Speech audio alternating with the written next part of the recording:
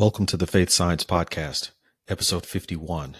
I'm your host, Jerry Swafford, and on this podcast, we explore the integration of science with faith. Today's podcast, we're going to be looking at some evidence from astronomy that the Earth and the universe is not nearly as old as it is often claimed to be. And much of this is the work of Dr. Jason Lisle, who has done a lot of interesting work in this area. And I recently came across a video of his that you can kind of see on the screen here from the people over at Answers in Genesis. He gave a talk in which he had really four main points. The first point was that if you look at astronomy, that you see it declare the glory of God, which is something we see throughout the Bible. The second thing is that he showed that there are many things in astronomy that you can learn from a basic course in astronomy that are confirmed in the scripture, that the Bible never contradicts any of these basic ideas that we know of from astronomy. The third thing is that what we see in astronomy, in science, confirms the age of the cosmos as given from the Bible. Often what you see is that there are people who would consider themselves what's called old earth creationists. And an old earth creationist doesn't really go along with the biblical timeline, but instead they would go with a timeline that is much longer. And they would say that the evidence points to a longer timeline for the age of the cosmos on the order of millions and billions of years rather than on the order of thousands of years. And so we want to look really primarily at that today. But I just want to mention that idea. And then the fourth idea is that the Earth is uniquely fitted for life. You've probably heard recently about the plans of SpaceX to colonize Mars, that Elon Musk has really been big on this. This is one of the driving forces behind the company that he's built, is to colonize Mars. When you have ideas like this, when you have people that are pushing for this, it's very popular to think about the idea of the Earth being where we are currently living as humans, but we need to be a multi-planet species, is often what is said by those who advocate for going to Mars and colonizing Mars. But if you understand that the Earth is uniquely fitted for life, that God made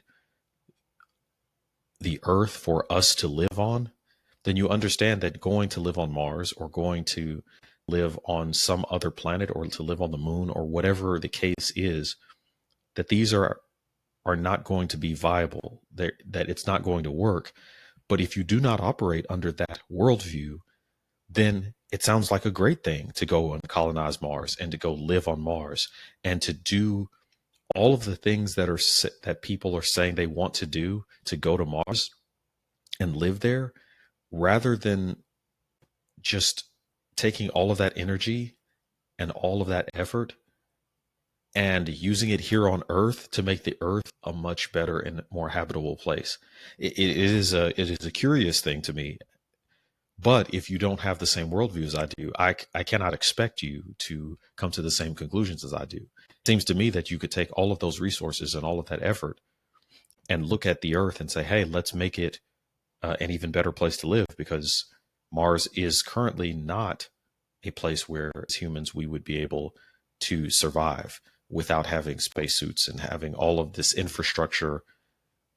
Here on Earth, we don't need all of that. You can breathe air outside, you can walk, you have the benefit of the sun. Our bodies are such that we thrive here on Earth. So to go somewhere else only makes sense if you don't understand Earth to be uniquely fitted for life. And if you think that maybe there are these other places out there where we could live and that we could become this multi-planetary species, as is said.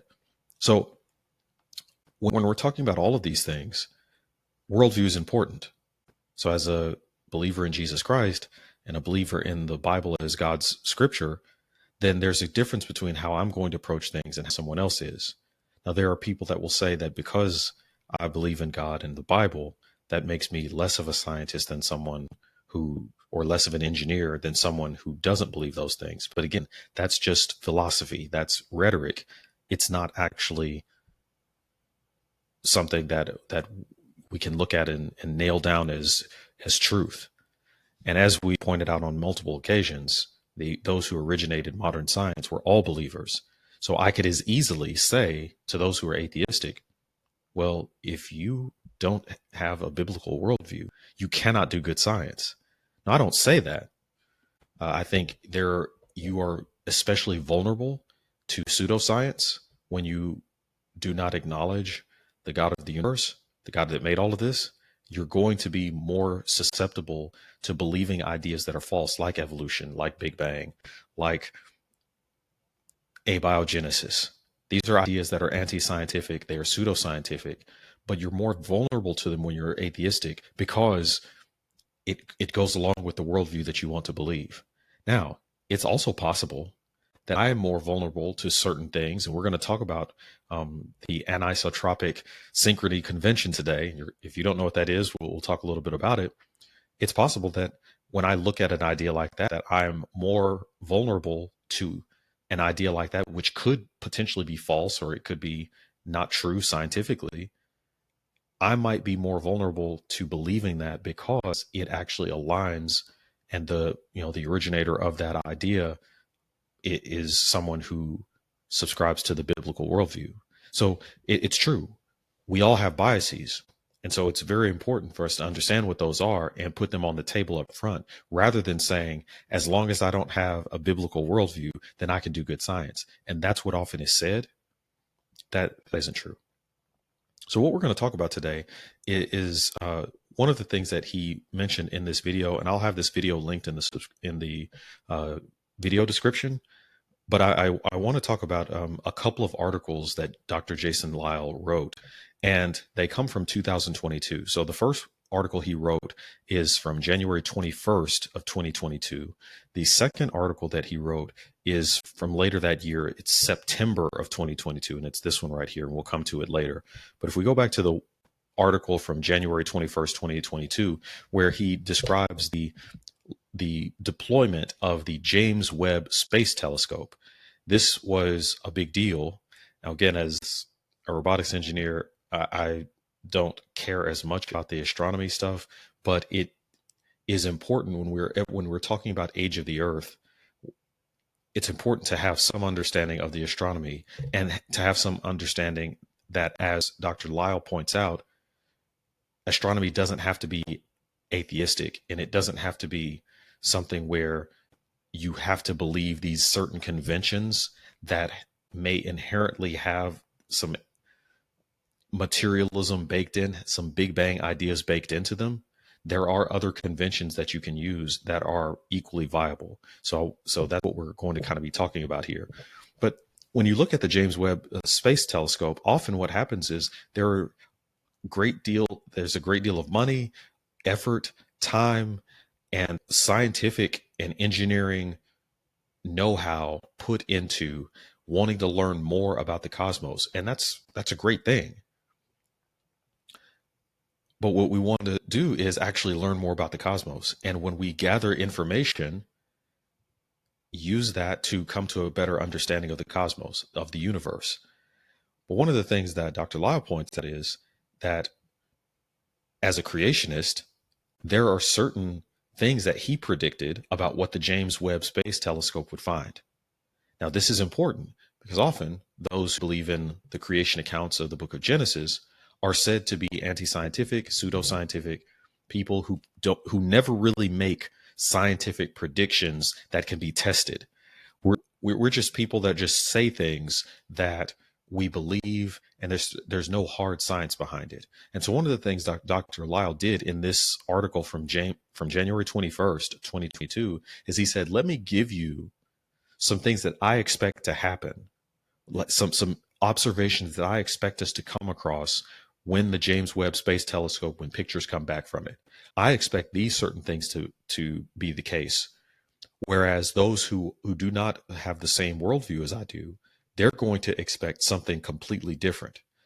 And then when the information comes back, when the pictures come back, then we can kind of say, hey, whose worldview, whose predictions are closer to being correct? So this is really interesting because you have a real case of, we're going to get this information back from this telescope. whose predictions of what we would find that are based on creation versus evolution or versus Big Bang, let's say, cosmology, who is going to have predictions that come true.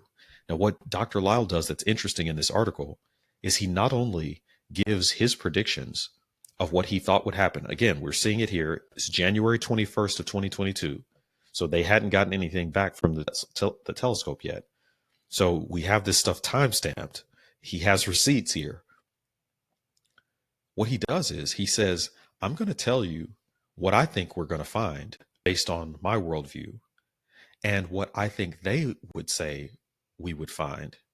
And I'm going to tell you what they would say when it doesn't turn out the way they expect it to.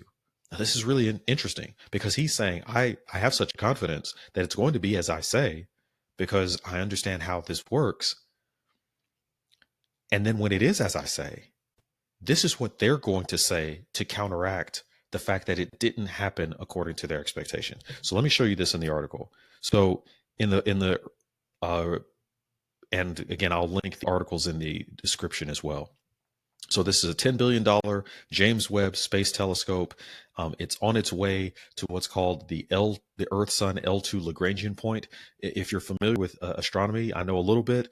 A Lagrangian point is basically a point at which you can put a telescope or a satellite and it won't move because gravitationally it's between two large, massive places. And so the pull of each place, if you put the object in the right spot, then there's zero pull from both locations. I think he has a picture of it down here somewhere, and that might be in it. Okay, here we go. So if you take the sun, which is kind of in the middle of this image, and you take the Earth, which is to the right, and you have the moon also orbiting the Earth, there are certain points at which if you put something in that point, it won't move, because if you calculate everything correctly, where the Earth is, where the sun is, if you put it in that place, then the pull of the Earth and the sun is such that it won't actually move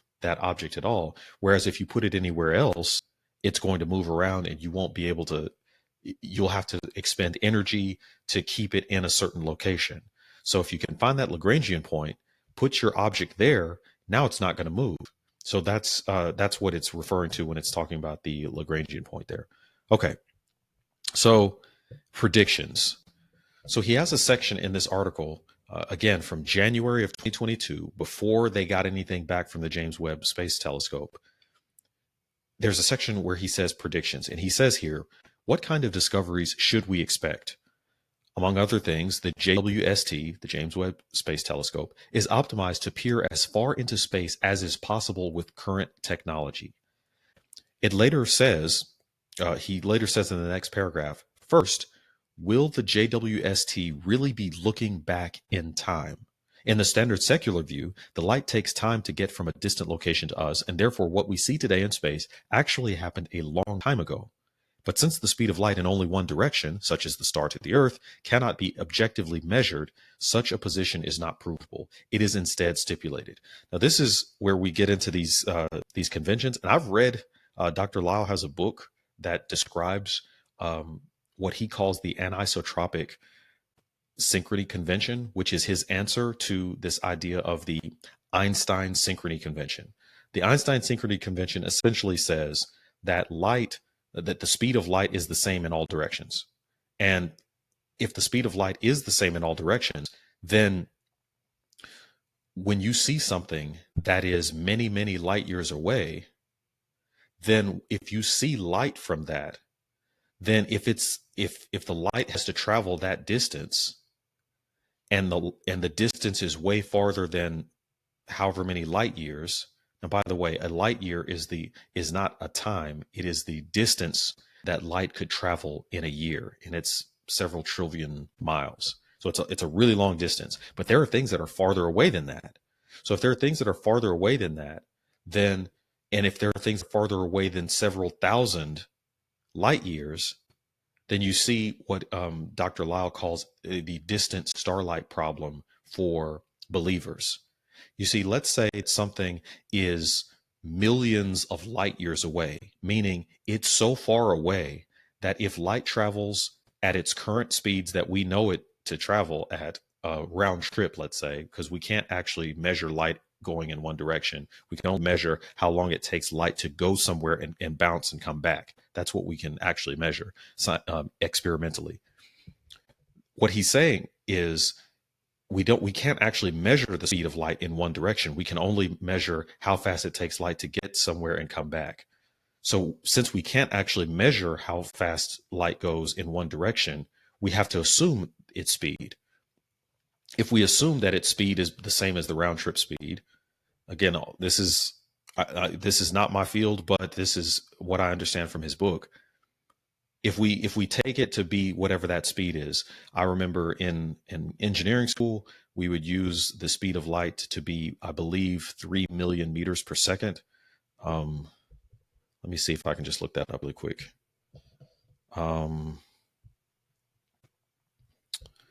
What is the speed of light? Yeah, so we would generally use this something. We would always round this. So this is 3 times 10 to the 8 meters per second. So I remember that was the number. We always used the letter C to denote the speed of light in our calculations. So, oh yeah, there it is. If you right here under Wikipedia. So we would always use the letter C to denote the speed of light in our calculations in engineering, and we would use 3 times 10 to the 8th meters per second, and whatever that is I don't know what that is in miles per hour or anything like that, but it's so fast that you can't even fathom how fast that is in a second. So then imagine if you take that speed and you say, look, how far is that in a year? Then that, if you multiply that speed by 1 year of seconds, then that gives you, again, trillions of miles. So this idea of a light year means that is the distance that light would travel in a year. So imagine that light travels, let me see if I can find the actual distance of a light year. It is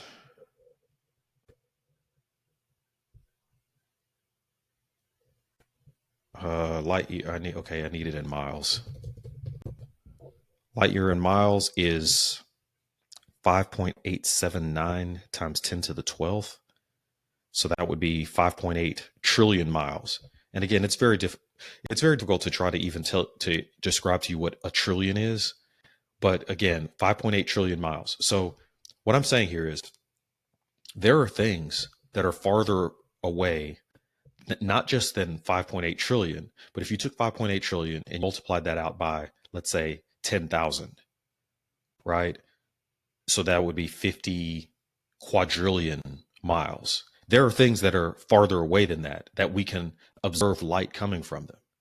Now, this creates a problem for believers in a sense, because if something is farther away than that, but we are saying that the earth is roughly 6 to 7,000 years old, but there's light coming from something that's more than 6 or 7,000 light years away, then that means that the light that we're seeing coming from that could not have already been in existence if we're saying that God created everything 6 or 7,000 years ago. So therefore, God is making things look like they're older than they are.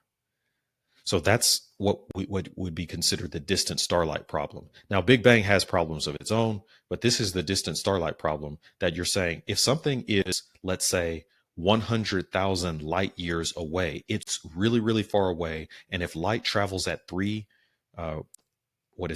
million meters per second, that if light travels 30 million meters per second and this thing is 10,000, 20,000, 50,000 light years away, then they're going to say to me as a believer, Jerry, how can you believe that the earth is less than 10,000, 20,000, 50,000? It takes that long for that light to even get here. And you're saying that God created everything 6,000 years ago. Now, sometimes in the past, my answer to that would generally be something like, well, God could have created the light in such a way that when he made the star, let's say, that's producing that light, he could have at the very beginning created the light beam as well. Now, there are some people that will say, well, then God is doing things in such a way that he's purposely tricking us to think that the earth is older than it is. And those who would be old earth creationists, for instance, might say something, well, that means he's tricking us. He's showing it to be this age, but it's really not. What Dr. Lyle points out is that all of this is based on a faulty assumption. And the faulty assumption is that, well, not necessarily a faulty assumption, but it's a certain convention. The Einstein synchrony convention essentially says that the one direction, or the speed of light in one direction, is the same as the round trip speed. And what he says is that if you use a different convention, which is apparently scientifically viable, I have to go back and read his book again and try to maybe do a video on that. I don't know that anybody would be interested in that, but just I don't say that to say people wouldn't be interested, but it is one of those kind of astronomy topics that I don't really care that much about. But here's what I will say. His point is he has something called the anisotropic synchrony convention. And under that, because we don't know what the speed of light is in one direction, that you can have a convention in which you think of it as being an infinite speed, meaning that if light is traveling in one direction, it's instantaneous. Now, from a practical perspective, it is. Like for us, you turn the light on, there's no time it takes for the light to get to your eye. You see it immediately. So it's only with these vast distances that you have to then think about this. Dr. Lyle says it's possible to use a convention in which the speed of light is instantaneous in a single direction. And if you use that convention, then you understand quite well that, wait a minute, if you can use instantaneous, basically the time it takes for the light to get to your eye is actually instantaneous. When we look at those things that are many light years away, it's actually not that the light we're seeing is basically looking back in time, because that's what you would have to believe under the Einstein synchrony convention. He's saying you're not looking back in time.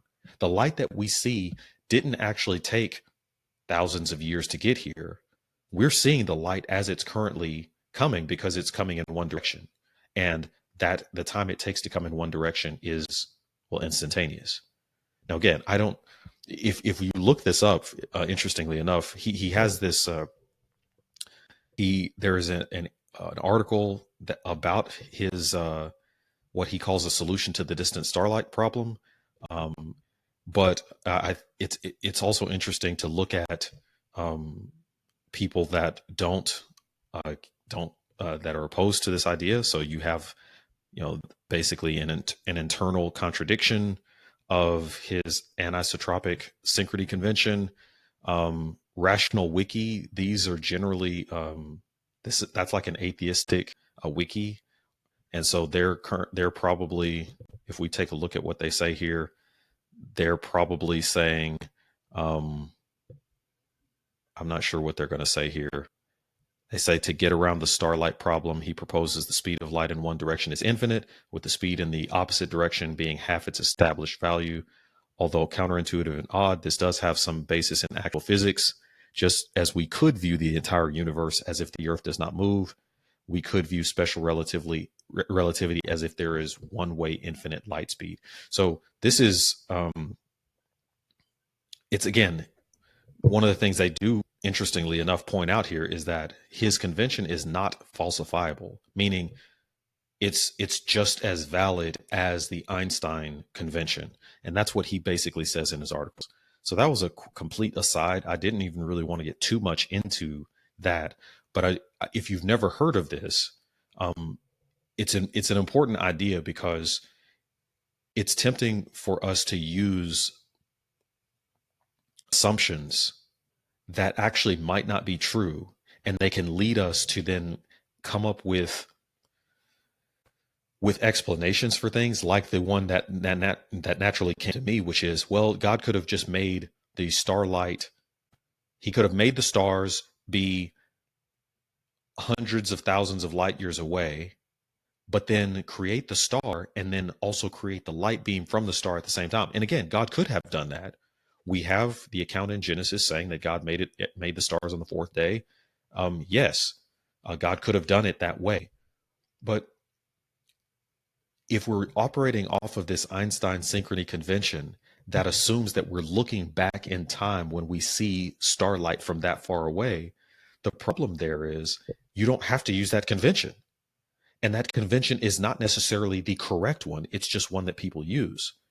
And so Dr. Lyle says, hey, here's another convention that you could use that actually isn't falsifiable. You can it is a viable way to think about light, that in one direction it has infinite speed and light arrives instantly there. And it's not something you can go to from a physics perspective and say that he's wrong. Just like you can't really go to the Einstein convention and say it's right or it's wrong. It's just a convention from a physics perspective. It's an assumption that you're making essentially. So one of the things is, if you operate from the perspective of saying that you're looking back in time when you see these things that are vast different distances away, then you're going to come to what those who are secular essentially say, which is we're looking back in time. So therefore, these things that are so far away are not 6,000 or 7,000 years old. They're actually hundreds of thousands, millions, billions of years old. Because how else could we be seeing this light from that far distance? Because it takes the light this long to get there. What Dr. Lyle says is, no, the light doesn't take that long to get there. Now, he has a lot about that. I don't want to spend that much time on that. I want to spend more time talking about the predictions that he made. So here, if you go down and further in his article, he says here that they would expect that the JWST will show galaxies in the earliest stages of formation. So again, they believe that the light we're seeing from these distant galaxies is essentially us looking back in time, because the light we are currently seeing was emitted tens of thousands, hundreds of thousands of years ago, and we're just now seeing it because we're so far away from it. That's what they believe. And so if they believe that, and they believe in this Big Bang hypothesis, then they're going to expect that the light that we're seeing from those galaxies is from a long time ago, and that those galaxies were initially being formed. So what we're going to see is those galaxies in those early stages of formation. That's what we should see. We should see stars that are in the process of formation and in the process of assembling into galaxies. That is the hypothesis that they would expect based on that view. The other thing that they're going to expect is that the nature of those stars that they see are going to be stars that don't have these heavy elements in them. And the reason why they wouldn't have these heavy elements in them, he says here, is that the Big Bang cannot produce such elements, even in principle. And so secular scientists believe that such elements would completely be absent in the first generation of stars. So they're expecting that when they see these stars in these distant galaxies, they're not going to have any heavy elements in them, nothing heavier than lithium. Okay.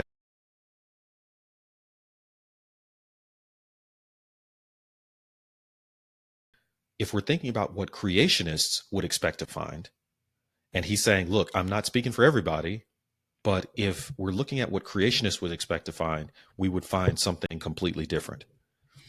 And so he's saying, no, I think when we look, we're going to find fully formed galaxies. So those are two completely different predictions. One group of people are saying when we find from this JWST is we're going to find brand new galaxies being formed. Those who believe in creation are going to say, no, we're going to see fully formed galaxies out there. So it's going to be one way or the other. Either you're going to see nothing but new galaxies being formed, or you're going to see fully formed galaxies. Those are two separate expectations based on two separate worldviews. So, hey, which one are we going to see?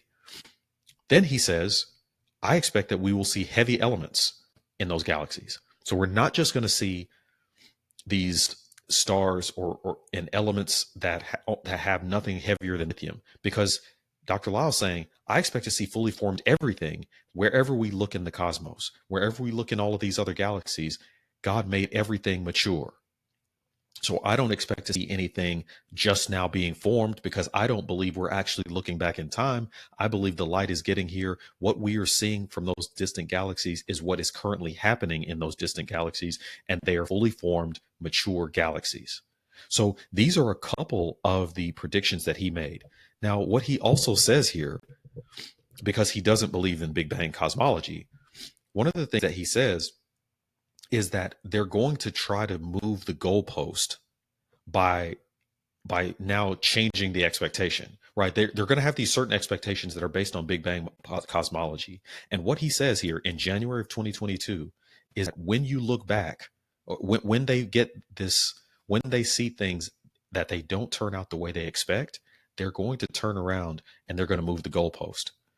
And so he says that these planets that are going to be found, he believed, would change some of their secular theories, but they're not going to really change the ultimate idea that there was a Big Bang several billion years ago. And so the he says here that that he's expecting that the goalpost is going to be moved, and that's what he says in this article from January of 2022. So if you then go to his article from September of 2022, he begins to talk about some of the preliminary findings. And as we just mentioned, one of the expectations was that there would be, that if you looked at these galaxies that are really, really far away, the expectation would be that they would be these newly formed galaxies rather than fully formed galaxies. And so here he's talking about in the later article that there would be fully formed galaxies at unprecedented distances, and that it would force astronomers to adjust their estimates, that they would start saying, oh, well, the earliest galaxies formed longer ago than we previously thought. And so he says, he even says here, Webb discovers that galaxies formed much earlier than previously thought might be a headline that would come out of the findings that were found. So sure enough, this is exactly what happened. What they found was there weren't any new galaxies that they found being formed. And so there's an author that had an article, and the article says, if the finding is confirmed, it would be one of the earliest galaxies ever observed, and its presence would indicate that galaxies started forming much earlier than many astronomers previously thought. Another article said, massive galaxies formed earlier in the universe than previously known. Now, this is very similar to what he said that they would say, right? He's saying, I'm telling you that you're not going to find the thing that they thought they would find. And this is what they're going to say when they don't find the thing that they thought they would find. So this is one of those expectations that turns out to be, it didn't happen the way the secularist thought it should happen, but the creationist who said, no, God made everything, and the light you're seeing is not looking back in time. His expectation actually is what is found by the evidence from the space telescope. The next thing was the mass and structures of these galaxies. Basically, are these new galaxies being formed, or are they fully mature galaxies that are not these small, low mass, clumpy, irregular galaxies? Well, in a Washington Post article that quotes here, he says, the first scientific results have emerged in recent weeks, and what the telescope has seen in deepest space is a little puzzling. Some of those distant galaxies are strikingly massive. A general assumption had been that early galaxies, which formed not long after the first stars ignited, would be relatively small and misshapen. Instead, some of them are big, bright, and nicely structured. Now, again, the fundamental assumption is that we're looking back in time, and we're looking so far back in time when we see this stuff from the telescope that it's got to be stuff from earlier. It's got to be galaxies that haven't fully formed yet. But what if that assumption is wrong? And what Dr. Lyle says is it is wrong. It's not that we're looking back in time. We're seeing things as they currently are. And so this isn't, so this Big Bang cosmology is is not to be assailed, right? This is the thing about all of this, that everything they're going to find, they're not ever going to question the Big Bang cosmology. They're going to hold on to it, even if all of the evidence points to something that could be that would be more of an alternative perspective. So one of the things he says, in other words, the most distant galaxies are fully formed, just as creationists expected to find. They do not show any evidence of the gradual mass accumulation and evolution that the secularists predicted. The article continues with a quote from astronomer Garth Illingworth, who states, "The models just don't predict this."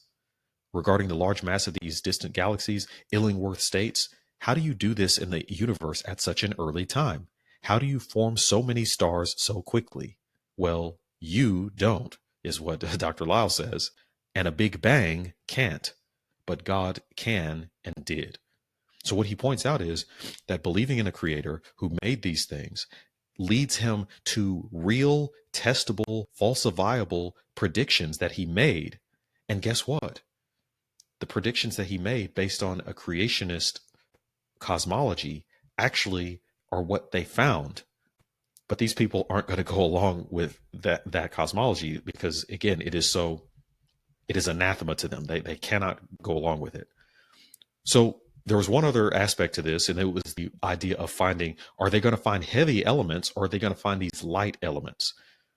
And what he said is, well, as a creationist, he recognized that heavy elements were going to exist. And so he expected that they would see heavy elements out there, things that were not as we saw earlier, that the lithium, which is one of the lightest elements, they were expecting to find nothing much heavier than that. So the Big Bang supporters are saying that we're only going to see stars that have hydrogen, helium, and lithium, no heavy elements. So what did the telescope find? Well, according to Dr. Lyle, there's a research team led by physicist Jonathan Trump who analyzed the spectra of certain high redshift galaxies in the JWST data. This physicist states, the universe started out with only hydrogen and helium, and every other element on the periodic table is slowly produced by nuclear fusion in stars and distributed by supernovae over the 13.7 billion years from the Big Bang to the current time. Our new paper finds that infant galaxies are surprisingly enriched by oxygen and other non-primordial elements, suggesting highly efficient stellar fusion and explosions in the early universe. What he's essentially saying here is, well, we actually found heavier elements. We only expected to find hydrogen, helium, and lithium. Now, notice, or maybe just hydrogen, helium, and then those can combine to form lithium, because if you remember from your chemistry in high school, hydrogen has one proton, I believe. Helium has two, lithium has three. So you put hydrogen and helium together, and I believe you can form lithium, is how they would have expected it to work. But they found oxygen, which is, I believe, six or eight on the periodic table is oxygen. I think it's maybe eight. Let's see. Let's see if I can find this. If we're looking at a periodic table of elements, yeah, oxygen is 8. So you can see on the periodic table. And so hydrogen is 1, helium is 2, lithium is 3 on the periodic table. So these are the 3 lightest elements. And oxygen is 8 on the periodic table, right? So it would be considered heavier for these people. And so these secular scientists can't understand, well, how can these things be? And so what do? Whatever the timeline was, they just push it back farther. Well, then they just simply say, hey, it just happened earlier than we previously thought. They don't say, well, this didn't happen the way we expected, so maybe we should rethink our cosmological model. They're not going to do that. What they're going to do is just simply, as Dr. Lyle would put it, push the goalpost farther back. Now, if you point out these things, right, there are all of these surprises. They are using terms like surprisingly enriched by oxygen, surprising richness of elements, So you're seeing this, we're going to have to rethink the speed at which star formation occurs. What happens is they thought it was a certain way, and these thoughts are based on a certain worldview. These thoughts are based on the Big Bang cosmology. And then what they're finding isn't that. Now, I'm not saying that they should just from these findings throw out Big Bang altogether, but it is just another piece of evidence that points to something other than whatever they were predicting. Whereas you have someone who believes that the earth is roughly a few thousand years old, who has these predictions, and it's what his predictions are spot on. So if you come down to his conclusion, he says something that's interesting here, and that's where we're going to end today's podcast episode. I actually just want to read through most of what he these first three paragraphs that he has in his conclusion. Dr. Lyle says, it is always exciting to see creation predictions confirmed and secular predictions refuted by data. The ability to make correct, specific predictions is a key characteristic of a good scientific model. So perhaps the current creationist understanding of cosmology is on the right track. We have a tremendous advantage because we build our models on the infallible Word of God. This doesn't ensure that the details of our models are always correct, since such details go beyond the text of Scripture and in many cases are educated guesses, but it does allow us to eliminate many false leads, those that are contrary to Genesis. So what he says here in this first part is that he had real predictions, real science predictions that were confirmed, and the secular predictions weren't. So again, he has receipts here. You go to January 2022, and he says, this is what I, as a creationist, expect. These who are secular people expect this. What are we going to find? I think it's this. They think it's this. I think it's this way because I am a believer in the Bible and what I see in the world. They think it's this way. They do not believe that. They believe in the Big Bang cosmology and these different things. Whose predictions come true? It's not the secularist. It's the person who's the creationist. Now, you could say that's just luck, but again, if they are correct on all of these other things, then what they were predicting is a natural would have been a natural byproduct, but it's not what was seen. So he says here, hey, maybe we're on the right track. It doesn't mean that just because he's a creationist that all the details of his models are right, because that's not the point. Of course, he's not going to be right about all of it. That's what science is, that you're trying to figure it out. But he's at least building on the Word of God, which is right. And if he wasn't doing that, you're going to much more easily go into false directions. For example, it is a false lead in a different realm to say that we need to go to Mars. It's a false lead. If you understand that the Earth was made for humans, and then humans were made on the Earth, then going to Mars isn't going to work. So when you understand that, then you can reject these ideas that aren't based on the Word of God, and you don't go down these false leads. And this is what he's pointing to here. A lot of these things that were predicted were false leads that he could have easily said, well, no, there aren't these. We aren't looking back in time. We aren't looking at something that's going to be newly formed. We're not going to see only light elements. We're going to see heavy elements too. He was basing the things that he was saying on a biblical worldview. He then says in the second paragraph of his conclusion, I would like to make an additional prediction, not about the astronomy, but about the secularists' reaction to all these exciting new discoveries. The Bible not only gives accurate information about the universe, it also gives accurate information about people. Apart from the regenerating power of the Holy Spirit, the Bible says that people love darkness rather than light because their deeds were evil. John chapter 3, verses 19 and 20. The Bible teaches that all people know God and that they are hardwired to recognize creation as his handiwork. Romans chapter 1, verses 19 and 20. Yet they suppress the truth in unrighteousness. Verse 18 of Romans 1. People would rather believe a lie than accept the truth about creation. Therefore, I predict that the secular community as a whole will not be moved by these amazing results from the James Webb Space Telescope. Despite all evidence to the contrary, they will continue to believe in a Big Bang and that stars and galaxies spontaneously formed over millions of years. They will simply push these stories to a much earlier time so that they are beyond verification or falsification by our current technological limits. They will not give up the Big Bang or evolution, no matter what evidence is found. This confirms that the Big Bang is not really science at all, but a philosophical pre-commitment in light of what secularists interpret, of which secularists interpret all data. This is important because the very thing that sometimes believers get accused of, who are scientists, is exactly what's happening here. Believers get accused of saying you're just going to take the Bible and you're not going to all of the scientific things that you believe, you're never going to actually test them. Nothing that you do is falsifiable.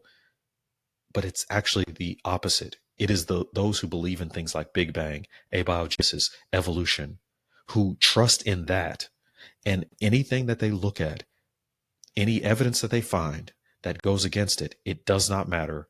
They simply reinterpret it in the light of the thing that they already believe. They will not give up these ideas. Now, maybe you're watching this, maybe you're listening to this and you see this and you say, hey, I just want to go the direction that the evidence leads.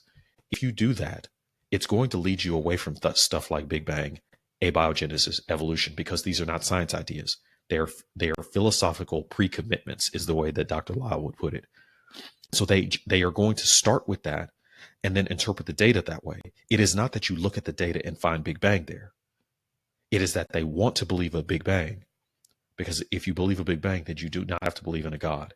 If you believe in abiogenesis, you do not believe in a life giver. If you believe in evolution, you do not believe in someone who is a designer of human life and of the biological systems that we see in the world.